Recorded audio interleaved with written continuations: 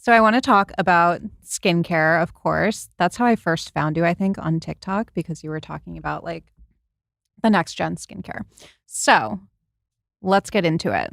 Why don't you take it away and you tell us what's coming, what's on the horizon? What's the future of skincare?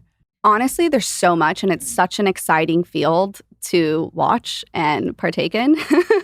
I think in terms of in office, some of the biggest things that are going to be coming along is pairing lasers with things like exosomes and these sort of next level PRP products is what I like to think about, because PRP are these beautiful growth factors that come from yourself. But if you have not as much growth factors because you're older or whatever, you're not going to have as good of a result. So now we have sort of these hyper-driven exosome vesicles that have a ton of growth factors that have incredible impacts on our skin.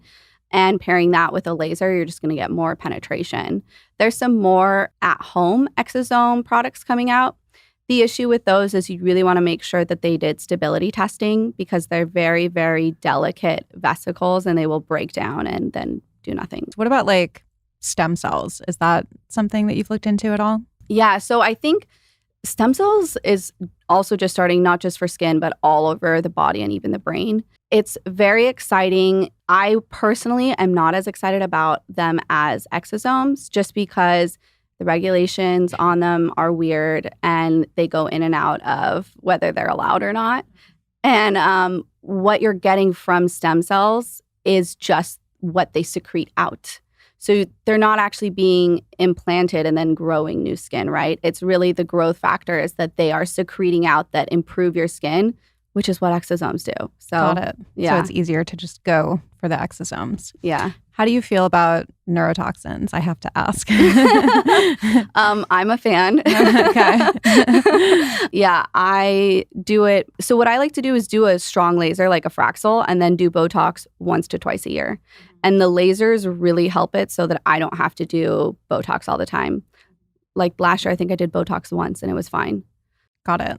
What do you think about the people who experience negative reactions? Like, there's a lot of different theories. I mean, I know what happened to me. For me, it triggered mast cell activation syndrome. So that's like what I'm dealing with. And then there are some people, obviously, who get like iatrogenic botulism to the point where they're intubated. And, you know, there's varying degrees of severity. Yeah, my guess would be is, especially if you had a mast cell activation, when you think about like total toxic burden, we're all sort of living with a bucket that for each individual activity or thing that we eat or do, we're sort of adding.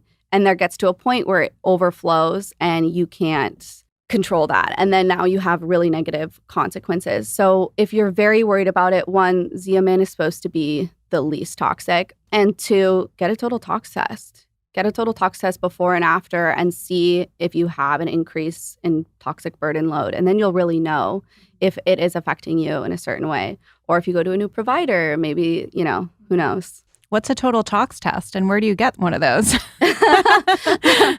I think Vitality has a good one. I'll remember that name. It basically allows you to test for microplastics, nanoplastics, heavy metals, inflammatory markers like CRP, IL-6, TNF-alpha. It's great to know how your day-to-day activities are affecting your immune system and your total tox load. Although we live in LA, so we're totally screwed. Yeah, we're totally tox all the time. I know that a study came out and said that I think our brains are like 0.05% plastic. Yeah. Is that the one that was the equivalent of like a plastic spoon or something? Yeah, or a credit card. Oh, a credit card. Okay. I heard plastic spoon and I was like, ooh.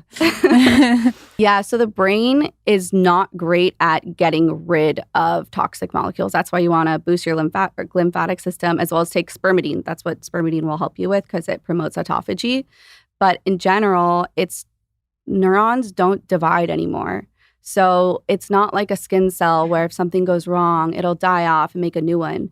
You're kind of stuck with what you have. So that's why you get such a buildup there, because these cells aren't like dying and getting cleared out. They have to be cleared out through autophagy. Okay, so that's why all of those things are so helpful. And if you're doing sauna and you're sweating some of these things out, or you're doing lymphatic massage, you're peeing them out, whatever it is, does that prevent them sometimes from going to the brain? Is it just all circulating? I wouldn't, it's doubtful it prevents it from going to the brain, but if you add in sleep on top of that, you're going to get good lymphatic drainage. It's like a pipe system, right? So if you clear it out through your body, then it'll be easier to clear it out through your brain because, there's more fluid moving.